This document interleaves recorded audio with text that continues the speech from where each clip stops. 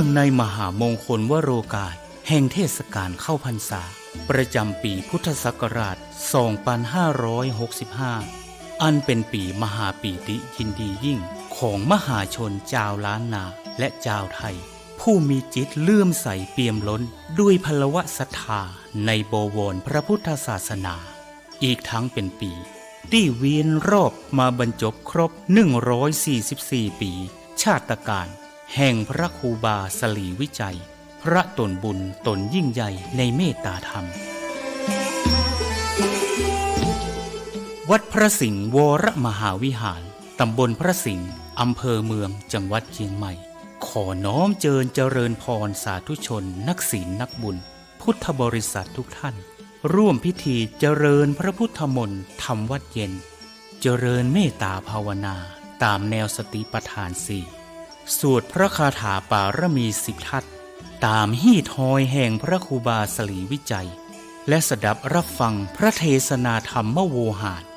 จากองค์พระมหาเถระผู้แตกฉานในอรรถธรรมขององค์สมเด็จพระบรมศาสดาสัมมาสัมพุทธเจ้าในทุกๆวันอาทิตย์ตั้งแต่เวลา 17 นาฬิกาหรือ 5 โมงเย็นเป็นต้นไปโดยจะเริ่มงานพิธีมหามงคลนี้ในวันอาทิตย์ที่ 4 กันยายนพุทธศักราช 2565 เป็นวาระการครั้งที่ 1ไปตราบกระทั่งถึงวันอาทิตย์ที่ 6 พฤศจิกายนพุทธศักราช 2565 ก่อนวันป่าเวณียี่เป่งลอยกระทงเจียงใหม่รวมได้วาระมหามงคล10 วาระ10 มหาปารมี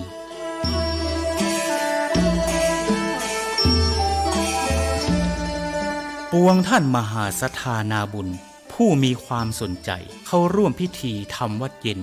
เจริญเมตตาภาวนาสั่งสมปารมีทั้ง10 ทัศอันมีทานปารมีเป็นต้น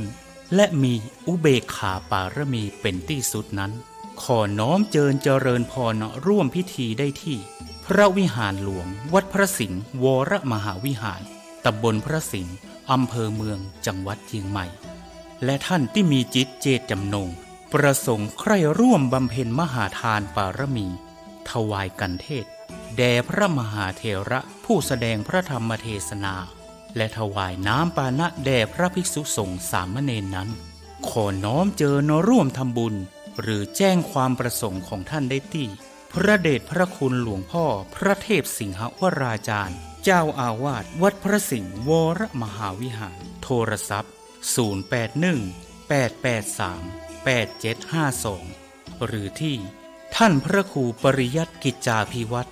ผู้ช่วยเจ้าอาวาสวัดพระสิงห์วรมหาวิหารโทรศัพท์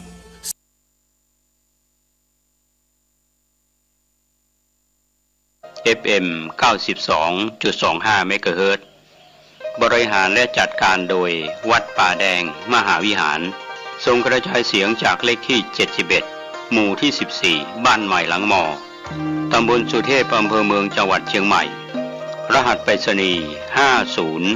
50200หมายเลขโทรศัพท์0818818569 052000636-7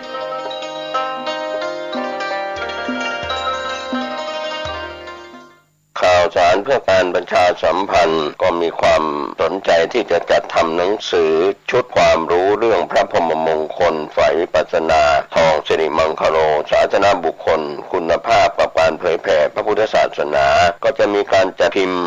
2,500 เล่มภาษาไทย 2,000 เล่มภาษาอังกฤษ 500 เล่มท่านที่สนใจร่วมบุญบริจาคได้ที่บัญชีธนาคารกรุงไทยเลขที่บัญชี5111714383ชื่อบัญชีพระครูภาวนาโสภิตบุญญาวิสิทธิ์เมืองวงศ์ติดต่อสอบถามได้ที่พระครูภาวนาโสภิตฝ่ายปัจจนาด็อกเตอร์เจ้าวาดวัดบ้านเหล่าพระเจ้าตาเขียวอำเภอป่าซางเชียงใหม่โทร0969521159ได้ทุกวันข่าวสารเพื่อการประชาสัมพันธ์ขอเชิญชวนผู้ใจบุญร่วมบุญจัดซื้อที่ดินถวายวัดกู่มาปิน ร้าง300 ปี บ้านป่าขุยหมู่ที่ 3 ตำบลสันปูดอยอำเภอดอยสะเก็ดจังหวัดเชียงใหม่เพื่อขยายพื้นที่วัดเพิ่มขึ้นเนื่องจากวัดมีพื้นที่น้อยจะทำการสร้างเป็นศาสนสถานที่ปฏิบัติธรรมสืบสานศาสนาต่อไปร่วมบุญได้ที่ธนาคารกรุงเทพเลขที่บัญชี772-015-2391ชื่อบัญชีวัดชัยสถานเพื่อบูรณะวัดกู่มะปินหรือร่วมบุญติดต่อโดยตรงที่พระธวัชชัยธีรปัญโย0801732709-065-0209009ในช่วงของข่าวชาวบ้านนะครับท่านผู้ฟังก็เป็นส่วนหนึ่งซึ่งเป็นกระจกเงาของสังคมในวันนี้มีข่าวในภูมิภาคท้องถิ่นเชียงใหม่โดยเรื่องราวที่น่าสนใจในท้องถิ่นวันนี้ก็คงมีเรื่องของการปล่อยสัตว์น้ำโดยโรงเรียนธรรมราชศึกษาร่วมกับวัดพระสิงห์วรมหาวิหารก็มีการกราบอาราธนาพระสงฆ์ในพิธีเจริญพุทธมนต์ปล่อยมัจฉาสุวารีเป็นครั้งที่ 3โดยมีพระเดชพระคุณพระเทพสิงหาวราจารย์โสพลโสพโนเจ้าวาดวัดพระสิงห์วรมหาวิหารประธานฝ่ายสงฆ์ส่วนประธานฝ่ายคฤหัสถ์ก็มีนายพิชัยเลิศพงศ์อดิศรนายกองค์การบริหารส่วนจังหวัดเชียงใหม่ก็จัดงานในช่วงเช้าที่ผ่านมาตรงกับวันเสาร์ที่3กันยายน2565ณอ่างเก็บน้ำห้วยตึงเท่าตำบลดอนแก้วอำเภอแม่ริมจังหวัดเชียงใหม่จัดงานโดยศิษย์เก่าโรงเรียนธรรมราชศึกษาร่วมกับทางวัดพระสิงห์วรมหาวิหารครับกิจกรรมวันที่3กันยายนก็มีการรายงานข่าวจากพี่น้องสื่อมวลชนที่ไปร่วมถ่ายภาพทำข่าวรายงานข่าวหลายสังกัดหลายข่าวด้วยกันสำหรับวันนี้ที่จะได้แจ้งให้ท่านได้รับทราบทางโรงเรียนธรรมราชศึกษาโดยศิษย์เก่าศิษย์ใหม่ร่วมกับวัดพระสิงห์วรมหาวิหารนั้นก็ได้กราบอาราธนาพระสงฆ์เถรานุเถระเจริญพุทธมนต์ปล่อยปลาจำนวน9รูปก็มีท่านเจ้าคุณภาวนาพิรัตน์ฝ่ายวิปัสสนาจากวัดลำเปิงเจ้าวาดวัดลำเปิงรูปที่2พระครูวิธานวรกิจผู้ช่วยเจ้าวาดวัดพระสิงห์วรมหาวิหารรูปที่3อาจารย์พระครูโคสิทธิ์บรยัตยาพรเจ้าวาดวัดป่าแดงมหาวิหารรูปที่4ตัวแทนจากครูบากู่เต้าพระครูประภัตธรรมรังสีรูปที่5ก็ได้แก่พระครูโอภาสปัญญาคมเจ้าวาดวัดดับไผ่รูปที่6พระครูสันติเจติยากรวัดเกตการาม7พระครูวชิรปัญญาวิมลรองเจ้าคณะอำเภอพร้าววัดแม่แวนรูปที่8พระครูวรธรรมปราโมทย์วัดนันทารามรูปที่9พระครูอาทรสังวรคุณวัดบ้านท่อโดยทางอาจารย์พระครูปริยัติกิจจาภิวัตรผู้อำนวยการโรงเรียนธรรมราชศึกษานะครับก็ได้กราบอาราธนาเจริญพุทธมนต์เสร็จแล้วก็มีพิธีในการฉันภัตตาหารเพลแล้วก็มีพิธีปล่อยปลานะครับในฝ่ายของโรงเรียนก็วันนี้ก็คงผ่านพ้นไปในลำดับของวันที่3กันยายนกิจกรรมนี้จะมีต่อไปอีกก็จะมีเชิญร่วมงานเดินวิ่งการกุศลพระสิงห์มินิมาราธอนครั้งที่1ตรงกับวันอาทิตย์ที่4ธันวาคมขออภัยตรงกับวันที่4ธันวาคม2565ปลายปีนี้จะจัดที่อุทยานหลวงราชพฤกษ์จังหวัดเชียงใหม่ช ช่วงเช้า6 นาฬิกาก็มีกิจกรรมวันนี้ปล่อยปลาแล้วก็ในปลายปีก็จะมีอาทิตย์ที่4 ธันวาคม 2565ก็จะณอุทยานหลวงราชพฤกษ์6 นาฬิกาก็มีเดินวิ่งการกุศลพระสิงห์มินิมาราธอนนะครับก็เป็นครั้งที่1วิ่งเพื่อน้องธรรมราชศึกษาแล้วก็วัดพระสิงห์ในการจัดงานของมินิมาราธอนปลายปีนี้4 ธันวาคมนั้นก็ต้องการจะสนับสนุนกิจกรรมบำรุงพระพุทธศาสนาภายในวัดพระสิงห์วรมหาวิหารสนับสนุนกิจกรรมของโรงเรียนในโครงการทุนการศึกษาและอาหารกลางวันสนับสนุนของสมาคมศิษย์เก่าโรงเรียนธรรมราชศึกษาวัดพระสิงห์ก็วันเวลาสถานที่จัดการแข่งขันนั้นในปลายปีนี้วันอาทิตย์ที่4 ธันวาคม 2565 เวลา 6 นาฬิกาณอุทยานหลวงราชพฤกษ์จังหวัดเชียงใหม่ก็คงมีระเบียบการแข่งขันไม่ว่าจะเป็นกติกาสากลคำตัดสินของกรรมการถือว่าเป็นเด็ดขาดการตัดสินก็ใช้เวลาจากนาฬิกากลางของการแข่งขันโดยใช้การคล้องป้ายอันดับเป็นหลักแล้วก็ตรวจสอบผ่านจุดตรวจสอบนอกจากนั้นก็มีการประท้วงกระทำได้ภายใน30 นาทีหลังการเข้าเส้นชัยโดยผู้เข้าแข่งขันเท่านั้นต้องวางเงิน500 บาทต่อคณะกรรมการจัดการแข่งขันถ้าประท้วงไม่เป็นผลจะไม่คืนเงินให้ผู้สมัครเข้าร่วมแข่งขันต้องสมัครตามอายุกลุ่มประเภทพุทธศักราช 2565 รบด้วยพ.ศ. เกิดก็รุ่นการแข่งขันชายหญิงนะครับก็มีรายละเอียดต่างๆท่านที่สนใจจะเข้าร่วมการแข่งขันมินิมาราธอนพระสิงห์มินิมาราธอนครั้งที่1นี้ก็สอบถามรายละเอียดได้ที่ 0811112415 อาจารย์สมจิตหรือ 0811127818 คุณสมบุญนะครับก็ถือว่าเป็นกิจกรรมของการแข่งขันมินิมาราธอนวิ่งเพื่อน้องครั้งที่1เรียกว่าพระสิงห์มินิมาราธอนธรรมราชศึกษาวัดพระสิงห์นะครับในปลายปีนี้ท่านที่สนใจก็สอบถามรายละเอียดได้ที่โรงเรียนธรรมราชศึกษาภายในวัดพระสิงห์วรมหาวิหารก็เป็นข่าวท้ายในส่วนของพิธีในการปล่อยปลาวันนี้เรียกชื่อในงานของการปล่อยปลานั้นก็คงเป็นส่วนที่ผ่านพ้นไปในช่วงเช้าที่ผ่านมาโดยมีพระเดชพระคุณพระเทพสิงหวราจารย์เจ้าวาดวัดพระสิงห์วรมหาวิหารเป็นประธานฝ่ายสงฆ์แล้วก็มีนายกองค์การบริหารส่วนจังหวัดเชียงใหม่เป็นประธานฝ่ายคฤหัสถ์นะครับก็ถือว่าผ่านพ้นไปนะครับผมเกษตรเพชรมนิตทีมข่าวงานพี่น้องสื่อมวลชนนะครับก็ได้ทำหน้าที่เป็นกระจกเงารายงานข่าวกันนะครับส่วนข่าวชาวบ้านในวันนี้ที่เพิ่มเติมจากที่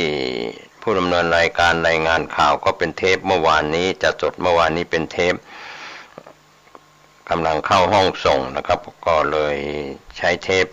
ข่าวเมื่อวานนี้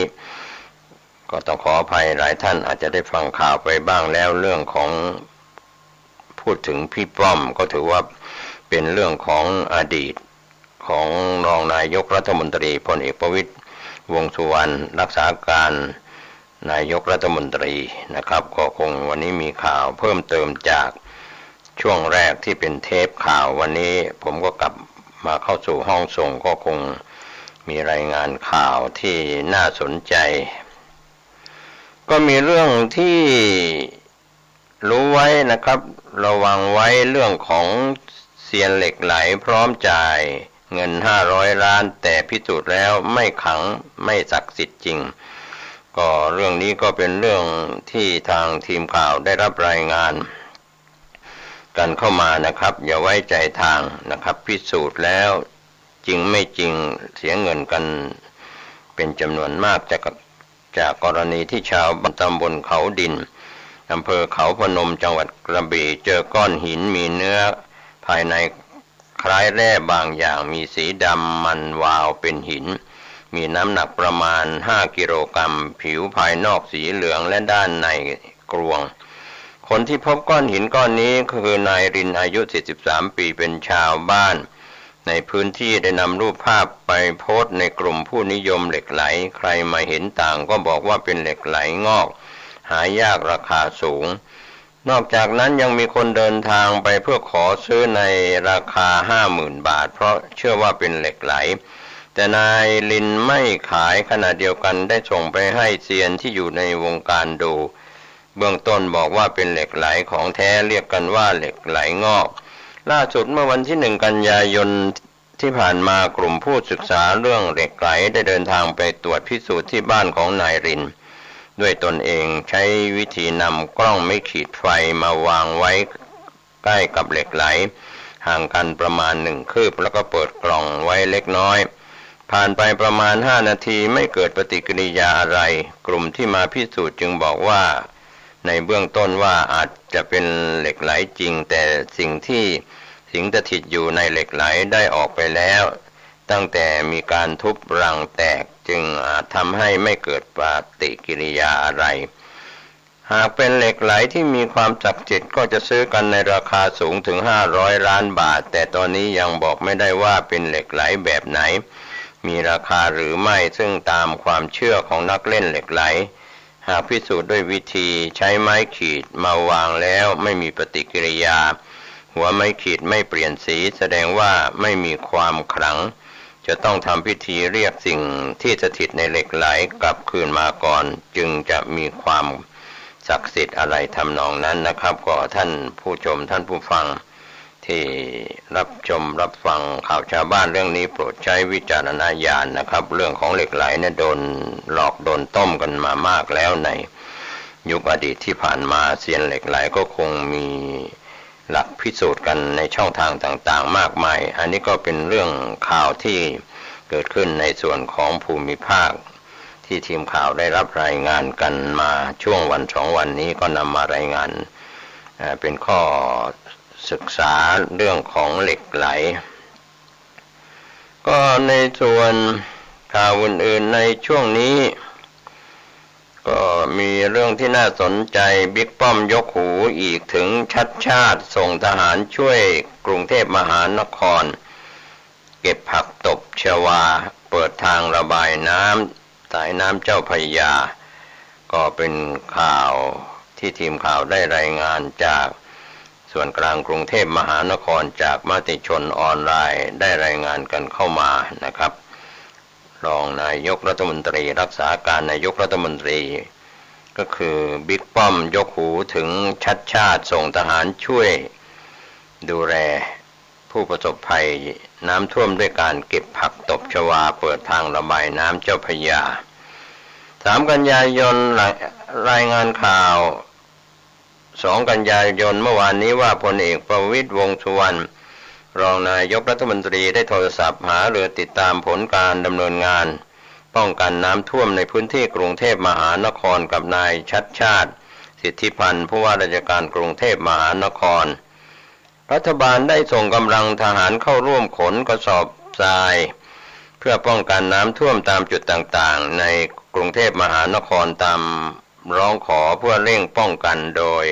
การพูดคุยทางกรุงเทพมหานครก็ได้ขอความช่วยเหลือจากรัฐบาลในการประสานความร่วมมือกับหน่วยงานต่างๆในการกำจัดผักตบชวาซึ่งกีดขวางทางระบายน้ำในช่วงฤดูฝนอาจส่งผลกระทบต่อการระบายน้ำก่อให้เกิดน้ำท่วมขังได้พลเอกประวิตรวงษ์สุวรรณรองนายกรัฐมนตรีรักษาการนายกรัฐมนตรีได้มอบหมายให้กรมโยธาธิการและผังเมืองซึ่งเป็นหน่วยงานหลักในการบูรณาการหน่วยงานที่เกี่ยวข้อง3 หน่วยงานมีกรมชลประทานกรมเจ้าท่าและกรุงเทพมหานครเร่งกำจัดผักตบชวาทั้งแม่น้ำสายหลักสายรองเพื่อให้เกิดประสิทธิภาพในการระบายน้ำช่วงน้ำหลากทำได้เร็วที่สุดก็มอบหมายให้ศูนย์บรรเทาสาธารณภัยกระทรวงกลาโหมจัดกำลังพลปฏิบัติการร่วมกับกรุงเทพมหานครขอรับการสนับสนุนกำลังพลและอุปกรณ์ในการกำจัดผักตบชวาในแม่น้ำเจ้าพระยาคลองเส้นทางระบายน้ำ สายหลักแล้วก็คลองสาขาในเขตพื้นที่กรุงเทพมหานครรวม3เขตนะครับที่มีอยู่ในกรุงเทพมหานครก็ทางหน่วยทหารก็ประจำทุกเขตนะครับระหว่างวันที่5 ถึง 6 กันยายนนี้จะเริ่มดำเนินการในพื้นที่เขตบางเขนคลองหนองบัวแล้วก็วางแผนดำเนินการให้ครอบคลุมทุกเขตให้แล้วเสร็จในการกำจัดผักตบชวาเพื่อให้เปิดทางน้ำไหลได้สะดวกขึ้นในช่วงน้ำเหนือหลากลงสู่กรุงเทพมหานครก็มีเรื่องราวที่เกี่ยวข้องกับข่าวต่างประเทศวันนี้ที่น่าสนใจรายงานต่อท่านผู้ชมท่านผู้ฟังที่อ่านหนังสือพิมพ์ออนไลน์คลิกเข้าไปที่ www.9hnanews.com นะครับท่านก็จะได้อ่านข่าวทั้งข่าวภายในประเทศและข่าวจากต่างประเทศ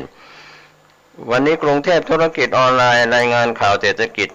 G7 เห็นพ้องกำหนดเพดานราคาน้ำมันของรัสเซียรัฐมนตรีคลังของกลุ่มประเทศอุตสาหกรรมชั้นนำทั้ง7หรือว่า G7 เห็นพ้องกันในการประชุมเมื่อวันศุกร์ที่2 กันยายนที่ผ่านมาเพื่อกำหนดเพดานราคาน้ำมันของรัสเซียรัฐมนตรีคลังของกลุ่ม G7 จัดการประชุมผ่านระบบออนไลน์ในความพยายามที่จะบั่นทอนฐานะทางการคลังของรัสเซียโดยมีนำรายได้ไปสนับสนุนการทำสงครามกับยูเครนข้อตกลงของ G7 ยังมีวัตถุประสงค์เพื่อสกัดการพุ่งขึ้นของราคาพลังงานในตลาดโลกคลายความกดดันต่อเงินเฟ้อท่ามกลางการ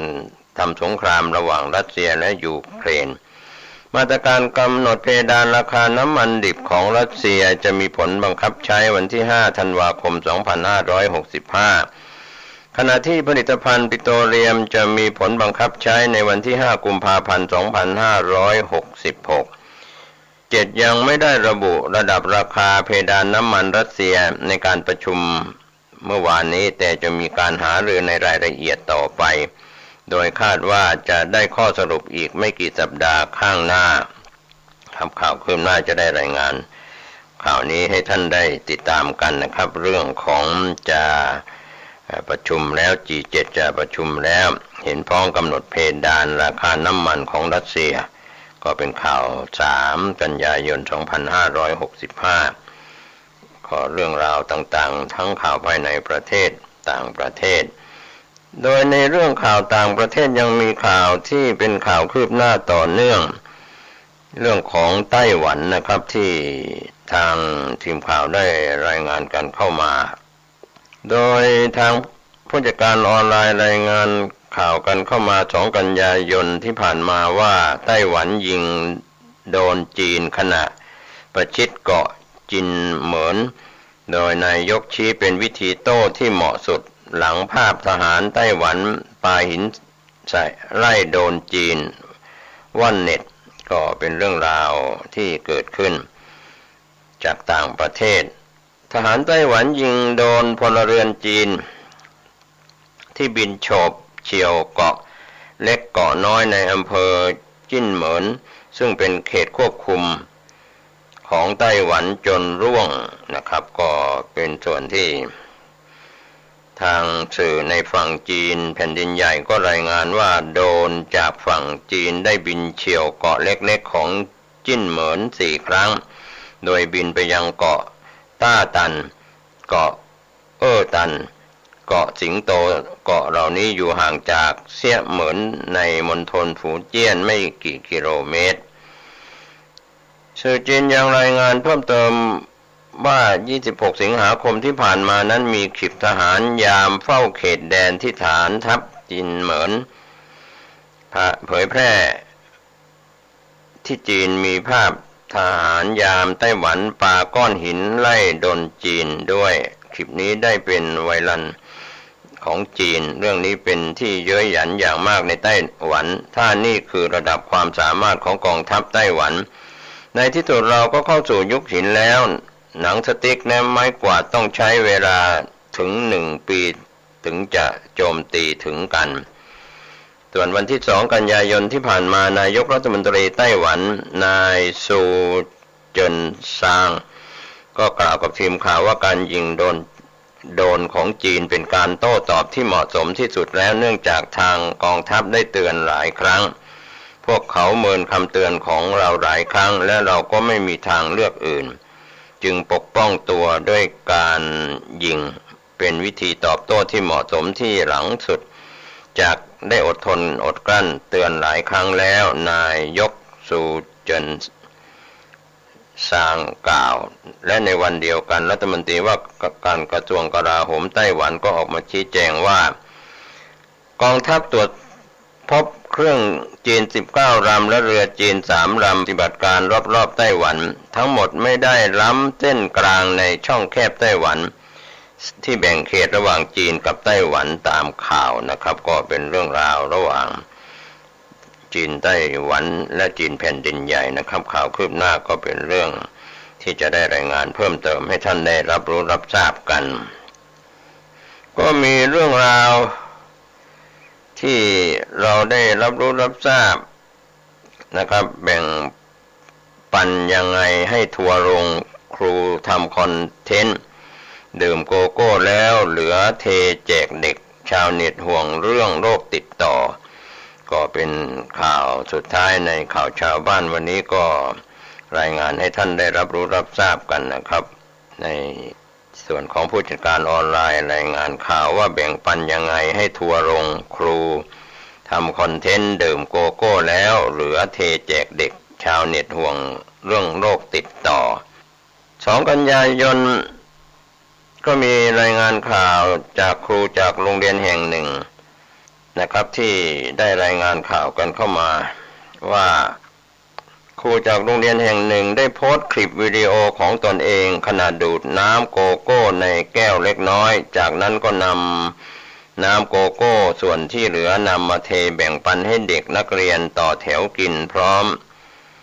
ข้อความว่ากินโกโก้ยังไงไม่ให้อ้วนนะครับคลิปวิดีโอดังกล่าวมียอดรับชมเกือบ4 ล้านครั้งชาวเน็ตได้แสดงความคิดเห็นวิพากษ์วิจารณ์กันเป็นจำนวนมากว่าเราจะแบ่งให้น้องๆก่อนแล้วค่อยกินที่เหลือกินเหลือแล้วค่อยให้เด็กกินต่อถ้าเราเป็นแม่เด็กเราก็ไม่โอเคน้ำใจกับของเหลือมีเส้นบางๆกันอยู่เด็กๆจะเป็นโรคติดต่อไหมคะคุณครูเช่นไวรัสตับอักเสบเป็นต้นนอกจากนี้ส่วนใหญ่เองก็มองว่าลักษณะเช่นนี้เป็นการกินของเหลือจากครูยังเป็นห่วงเรื่องโรคระบาดของโควิด -19 อีกด้วยจึงทำให้ต้องระมัดระวังมากขึ้นรวมทั้งยังมีโรคติดต่อชนิดอื่นๆอีกมากมายนะครับก็คงเป็นข่าวภาพข่าวที่ครูกินโกโก้เหลือแล้วให้เด็กจะมีโอกาสติดเชื้อหรือไม่จากการน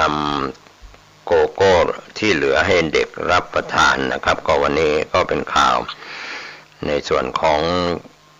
มุมมองต่างๆทั้งข่าวภายในประเทศและข่าวจากต่างประเทศด้วยความขอบคุณผมเกษตรเพชรสำริดบรรณาธิการข่าวก้าวหน้านิวขอบคุณไปยังพี่น้องสื่อมวลชนทุกแขนงสาขาจากส่วนกลางและพี่น้องสื่อมวลชนในส่วนภูมิภาคข่าวภายในประเทศข่าวจากต่างประเทศนะครับเรารายงานข่าวประจำวันก็ขอบคุณแฟนคลับที่ติดตามข่าวชาวบ้านบางวันบางเวลาที่ขาดรายงานข่าวชาวบ้านท่านก็ท้วงติงมาว่าถ้าจัดประจำวันก็ควรจะจัดให้ต่อเนื่องเพราะว่ามีผู้ติดตามกันในช่องทางต่างๆทั้งภาคปกติและก็ทางออนไลน์ครับขอบคุณในเสียงสะท้อนมุมมองนะครับเพราะว่าผู้ดำเนินรายการก็ถือว่าเป็นสื่ออาวุโสได้อยู่ในแวดวงสื่อสารมวลชน30 ปีเศษแล้วก็ยังคงทำหน้าที่อยู่ในช่องทางสื่อด้วยการรับใช้เป็นสื่อสารมวลชนรายงานข่าวเหตุการณ์ดีเหตุการณ์ร้ายต่างๆด้วยความขอบคุณวันนี้ท่านจะเดินทางขึ้นเหนือร่องใต้ติดตามการพยากรณ์อากาศจากกรมอุตุนิยมวิทยาเรื่องของดินฟ้าอากาศนะครับขอให้ท่านดูแลสุขภาพตนเองคนในครอบครัวเรื่องของสวมหน้ากากอนามัยแล้วก็เว้นระยะห่างทางสังคมยังตั้งอยู่ในความไม่ประมาทนะครับโควิดยังไม่หมดไปจากพื้นที่นะครับขอให้ท่านดูแลสุขภาพตัวท่านเองคนในครอบครัวหน่วยงานของท่านสุขกายสุขใจโดยทั่วหน้ากันสวัสดีครับ ายการ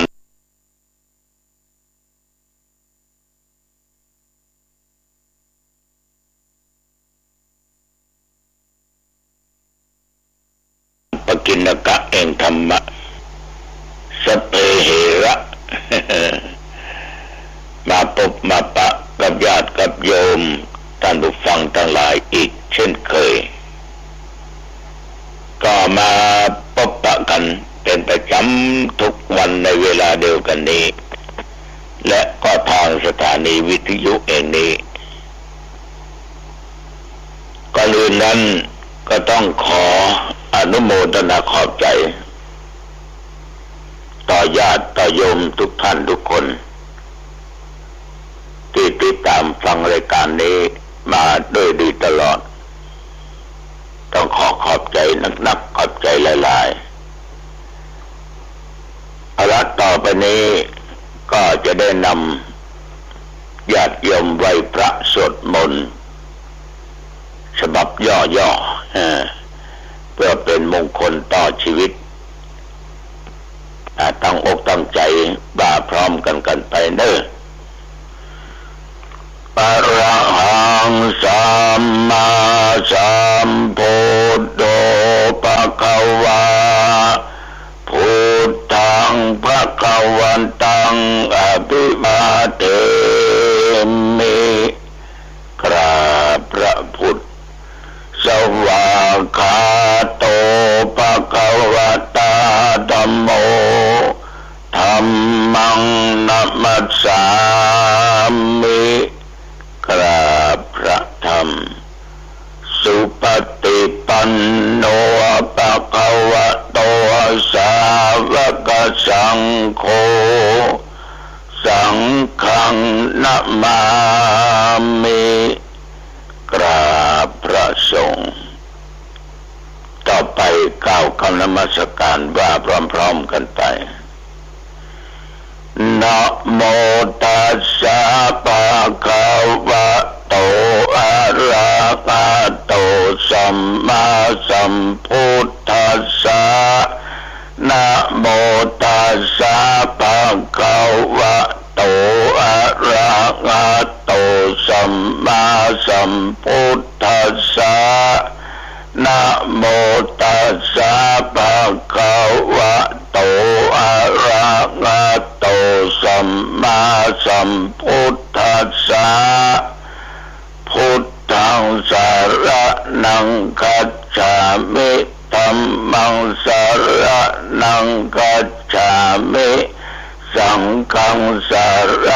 ณังคัจฉามิทุติยัมปิพุทธังสรณังคัจฉามิทุติยัมปิธัมมังสรณังคัจฉามิทุติยัมปิสังฆังสรณังคัจฉามิตติยัมปิพุทธังสรณังคัจฉามิตติยัมปิธัมมังสรณังคัจฉามิตติยัมปิสังฆังสรณังคัจฉามิกรมอุตุประกาศว่าตั้งแต่เมื่อตะวันวามาจนถึงปัจจุบันนี้เที่ยวใกล้บริเวณวัดหนองตองและวัดหนองตองเมื่อเวลา2 ทุ่มฝนตกลมแรงฟ้าร้องฟ้าแมบ ครบตึงตกตึงลมแรง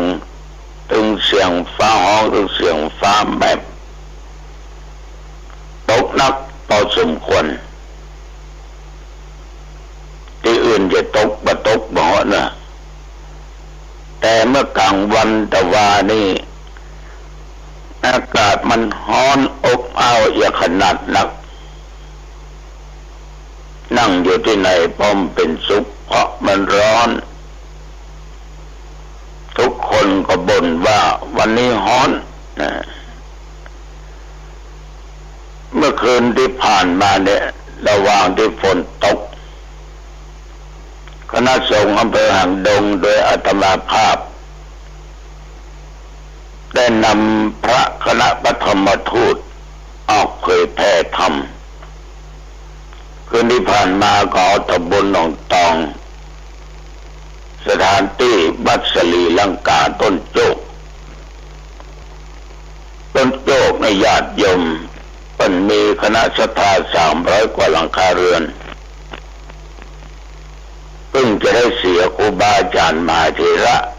อายุได้90 ปีแล้วก็เผาไปเรียบร้อยละพระครูบาเป็นสั่งหรอกเอากูไว้7 วันเนอะแล้วก็เผาหน้าวัดเนี่ยทุกคนว่าคณะสงฆ์และญาติโยมก็ขอ100 วันแล้วก็ได้ได้70 กว่าวันก็เลยเผาสรีระสังขารของครูบาเจ้าอินทาไปก็ตั้งตุหลวงใหม่ขึ้นมาวัดสลีลังกาต้นโจกนี่เป็นมีพระเจ้า5-6 ตนส่วนมากก็ในเนื้อ2-3 ตน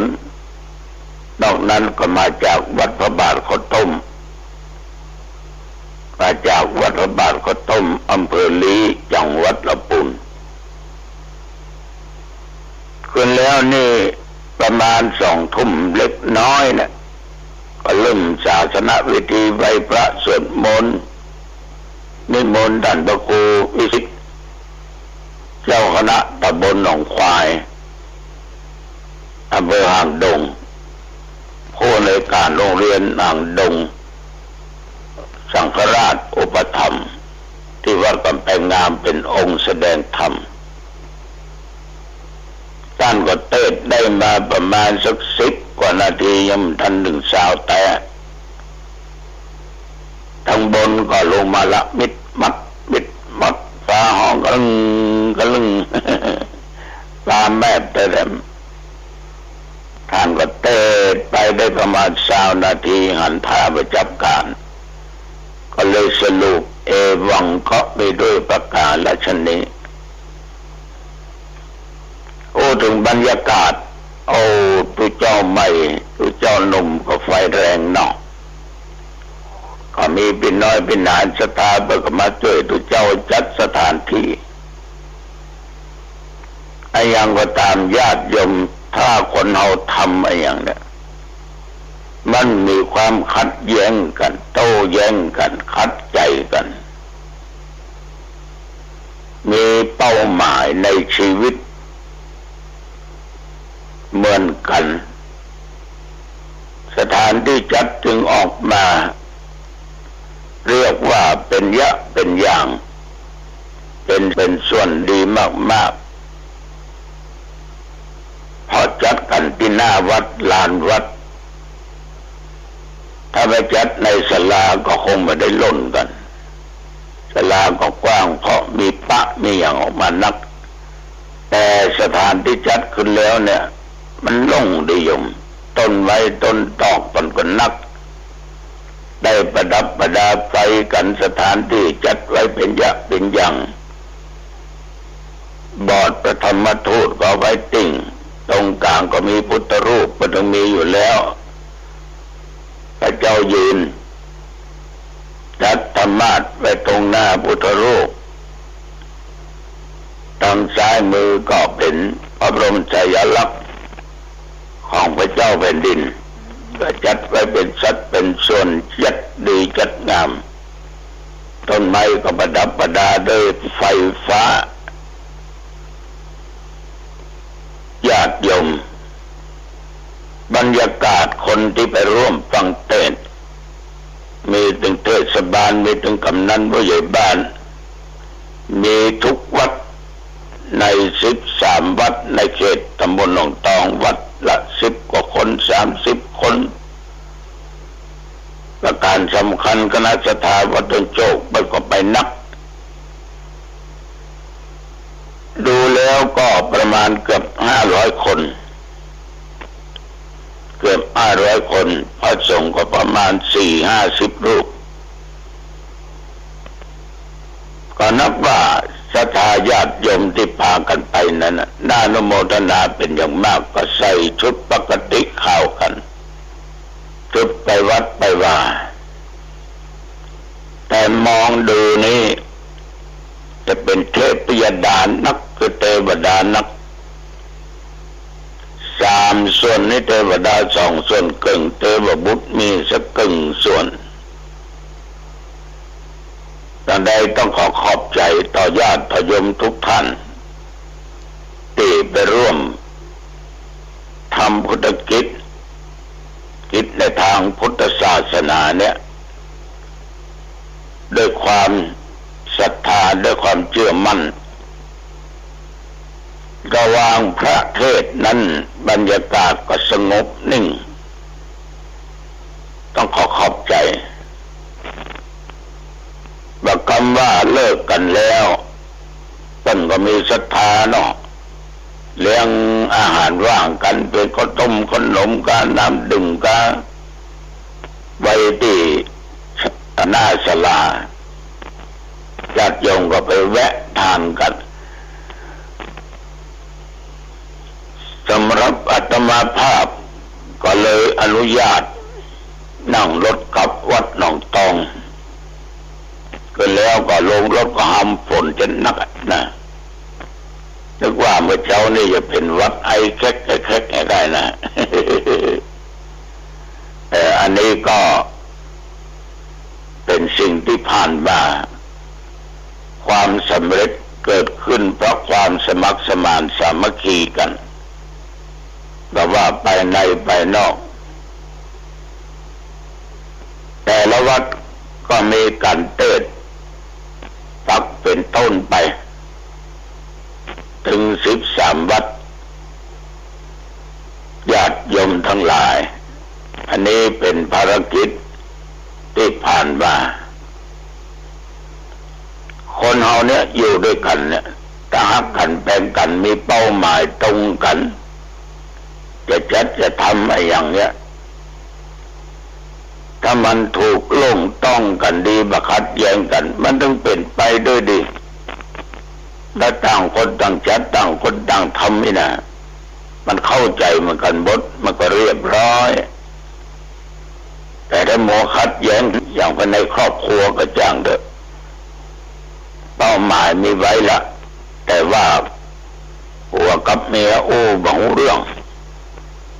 โมจะขัดแย้งกันผัวว่าดีเมียว่าข้าว่าดีเมียว่าดีผัวมันดีถ้าดีบ่ดีมันก็ไปทางหน้าบ่ได้ฉะนั้นก็มีคำหนึ่งขอเตือนสติญาติโยมว่าโยมทั้งหลายในการอยู่ด้วยกันระหว่างสามีภรรยานั้นนะอย่าได้บอกความลับของตัวเองเกี่ยวกับรายได้รายจ่ายก็คือว่าจะไปอวดมั่งอวดมีอวดร่ำอวดรวยว่าทุกวันเนี่ยได้สตางค์วันละตะอันได้เก็บวันตะอันได้อวดให้คนอื่นฟังอันนี้บดีได้บดีญาติโยมเกิดวันหน้าวันตามามันบ่ได้เป็นดังที่เขาว่าเขาบ่มีดังอันเขาจะว่าเขาอดล่ำอดลอยหรอกแต่วันหนึ่งได้ตะอันปันตะอันร้อยแต่ที่จริงได้มันได้หมดสองเป้าหมายแห่งชีวิตการทำงานจะค้าขายจะทำงานอย่างใดก็ตามถ้าประจำเป็นจะไปบอกกล่าวคนอื่นหูเกิดมาเป็นไปบ่ได้เอาเหตุถูกด่าหน้าว่าเป็นคนอย่างอันขี้อวดขี้โม้ขี้โวขี้หลมผลงานมันถ้าได้เนี่ยมันจะปรากฏให้เขาหัน3ภายในครอบครัวนั้นน่ะผัวกับเมียเมื่อดิ้นรนช่วยกันมาแล้วมีเงินมีทองมีข้าวมีของ พอกินพออยู่แล้วก็จะไปนอกใจกันถ้านอกใจกันเมื่อใดชีวิตก็พังทลายไปกันไปเมื่ออันแล้วก็สี่บางคนลืมพ่อแม่เมื่อมีจะกินแล้วจะไปลืมพ่อลืมแม่บางคนมันขี้ลืมเลยเนาะลืมเนี่ยมาลืมพ่อลืมแม่โอ้อวด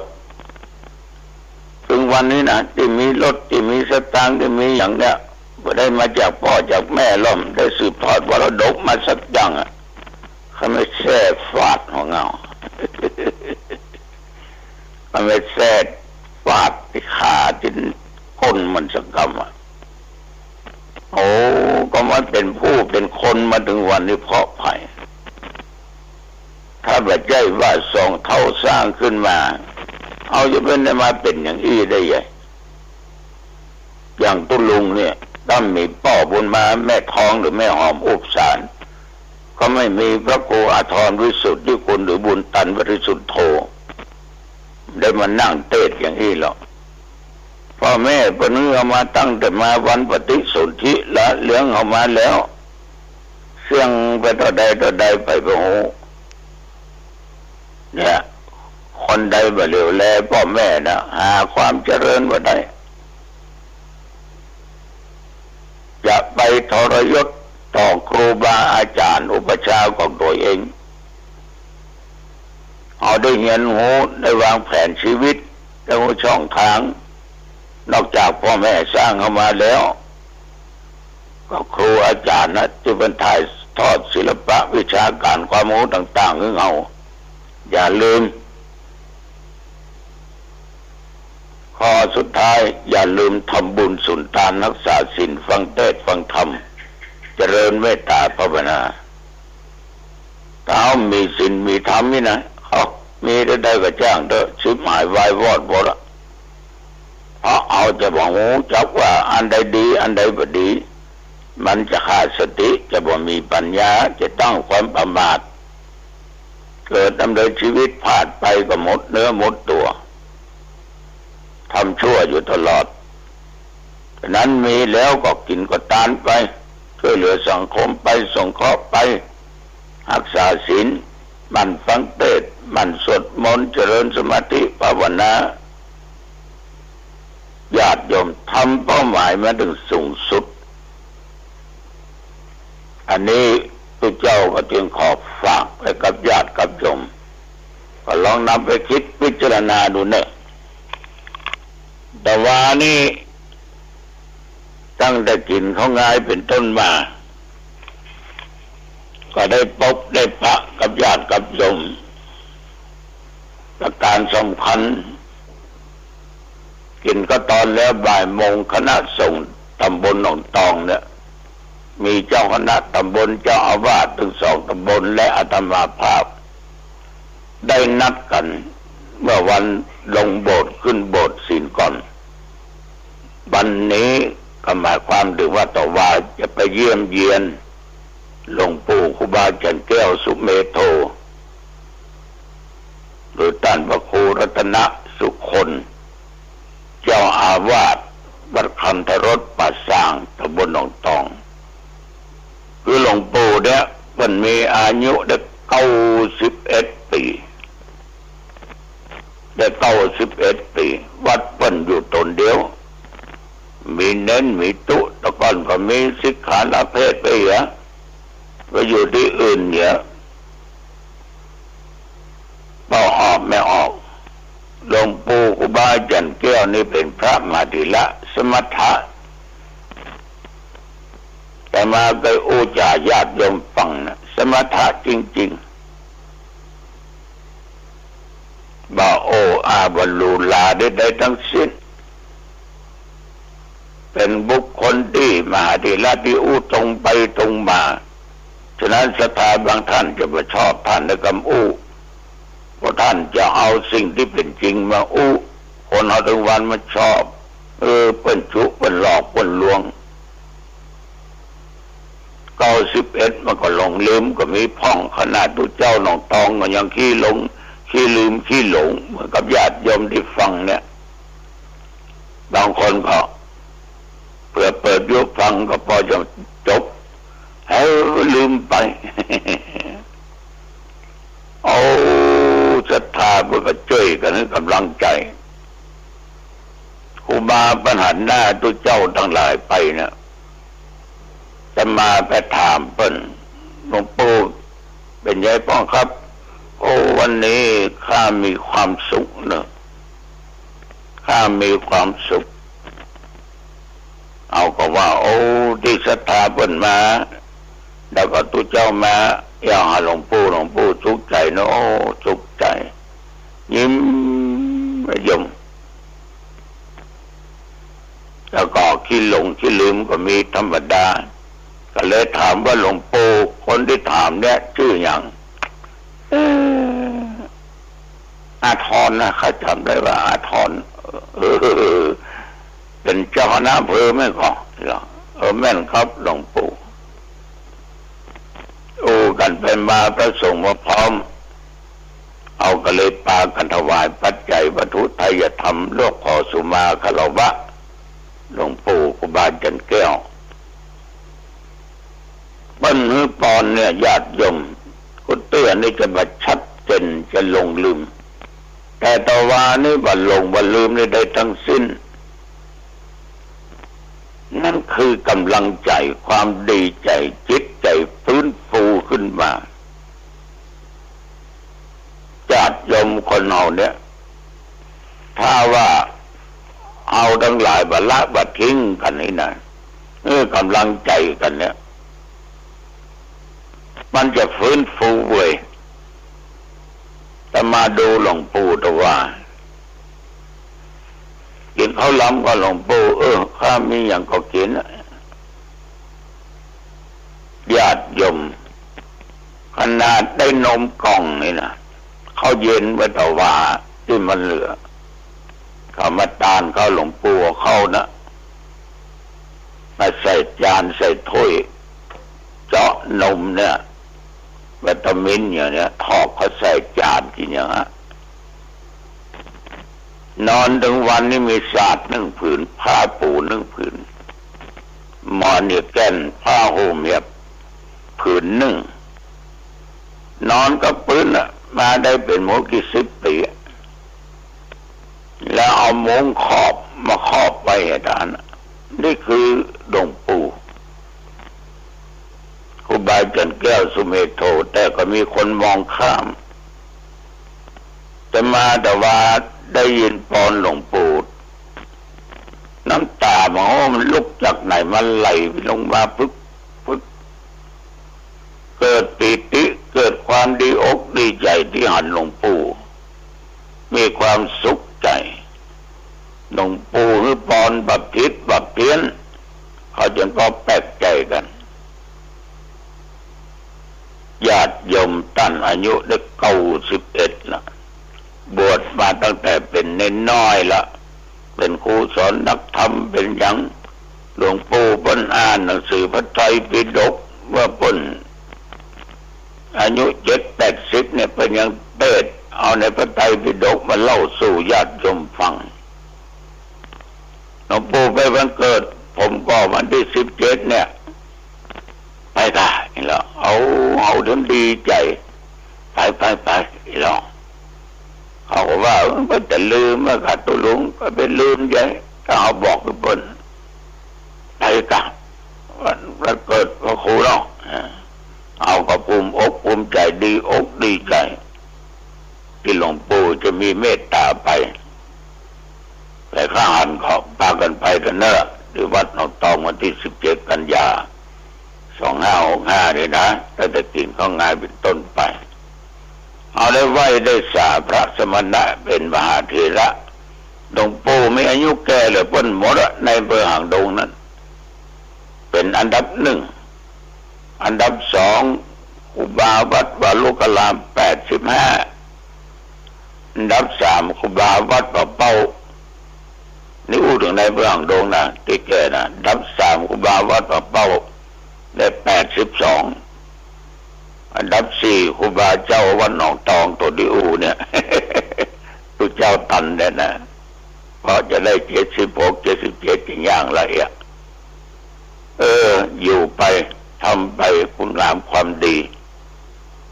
พอออกไม่ออกญาติโยมท่านผู้ฟังแล้วต้องขอบใจต่อร้านพิมพ์คนหนึ่งนิดนาบุกหางดงเด้อตมาก็โมโหลูกเปิ้นพิมพ์ซองมาถวาย2,000 ซองเป็นเงินอยู่ 3,500 บาทเป็นว่าเปิ้นเอามาถวายเลขาไปสั่งเป็นพิมพ์แต่เปิ้นก็เลยมาถวายขอจำเริญในกิจการงานหน้าที่เนอะคุณโยมเนอะแต่ญาติโยมมันก็มาตามหน้าบุญนะมาตามหน้าบุญที่สร้างร่วมกันบุญที่เขาได้ปฏิบัติมามันก็ถึงดีนะแต่ทำให้เขาได้อดได้กั้นได้อยากอย่างฉะนั้นญาติโยมมีชีวิตอยู่ต้องสู้ในสิ่งที่ดีๆเนอะก็มีศีลมีธรรมเนอะเอาละอันนี้อู้จาไปมาก็เป็นเวลาพอเหมาะพอดีเนาะอายุวันโนสุขขังพลังพบกันใหม่โอกาสหน้าเจริญพรสวัสดีครับท่านผู้ฟังที่เคารพการแบ่งปันความคิดดีๆวันนี้ผมกเกษตรเพชรสำริดวิทยากร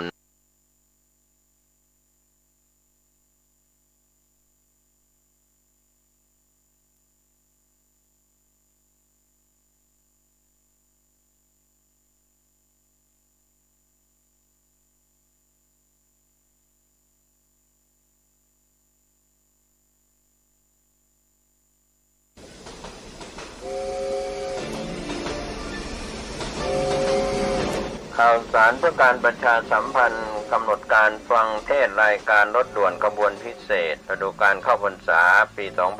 2565 จัดโดยคณะสงฆ์จังหวัดเชียงใหม่องค์กรเครือข่ายชาวพุทธจังหวัดเชียงใหม่ดำเนินงานโดย